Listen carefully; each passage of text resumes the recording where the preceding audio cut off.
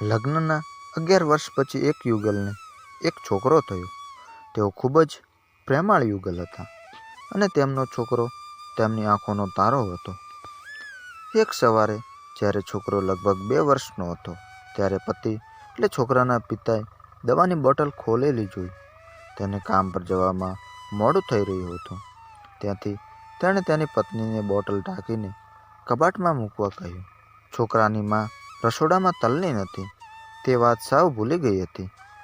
છોકરાએ તે બોટલ જોઈ અને રમવાના ઈરાદાથી તે બોટલ તરફ ગયો.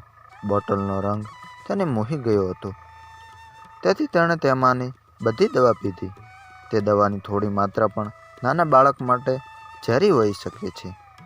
જ્યારે છોકરો નીચે પડ્યો ત્યારે તેની માતા તેને ઉતાવળમાં દવાખાને લઈ ગઈ, જ્યાં તેનું મૃત્યુ થયું. તેની માતા સાવ ચોંકી ગઈ. તે ગભરાઈ ગઈ. હવે તે તેના પત્નીનો સામનો કેવી રીતે કરશે? જ્યારે છોકરાના પરેશાન પિતા દવાખાનામાં આવ્યા ત્યારે તેમણે તેમના પુત્રને મૃત જોયો અને પત્ની તરફ જોઈને માત્ર 4 જ શબ્દો બોલ્યા. તમને લાગે છે કે આ 4 શબ્દો શું હશે? પતિએ માત્ર એટલું જ કહ્યું, આઈ લવ યુ ડાર્લિંગ.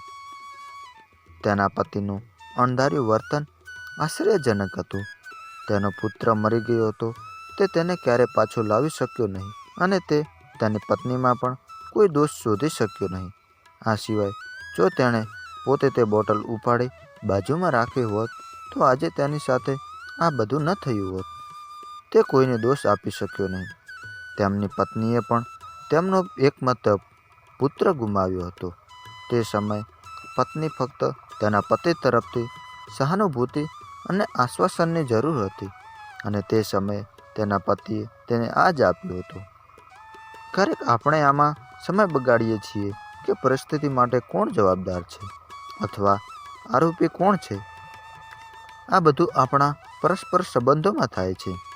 જ્યાં આપણે કામ કરીએ છીએ તે બધા લોકો સાથે થાય છે જેને આપણે ઓળખીએ છીએ અને પરિસ્થિતિના આરોપ હેઠળ આપણે આપણા સંબંધોને ભૂલી જઈએ છીએ અને એકબીજાનો ટેકો બનવાને બદલે આપણે એકબીજાને દોષી ઠેરવીએ છીએ. ગમે તે થાય, આપણે જેને પ્રેમ કરીએ છીએ તેને આપણે ક્યારેય ભૂલી શક્યા નથી. ત્યાંથી જીવનમાં જે સરળ હોય તેને પ્રેમ કરો અને વિચારીને તમારી પરેશાનીઓ વધારવાને બદલે તેને ભૂલી જાઓ. એ બધી બાબતોનો સામનો કરો જે તમને અત્યારે અઘરી લાગે છે અથવા તેનાથી તમને ડર લાગે છે. તેનો સામનો કર્યા પછી તમે જોશો કે તે વસ્તુ એટલી અઘરી નથી જેટલી તમે પહેલાં વિચારતા હતા.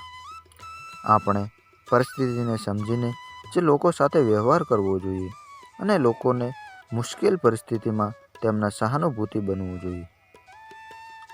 આભાર.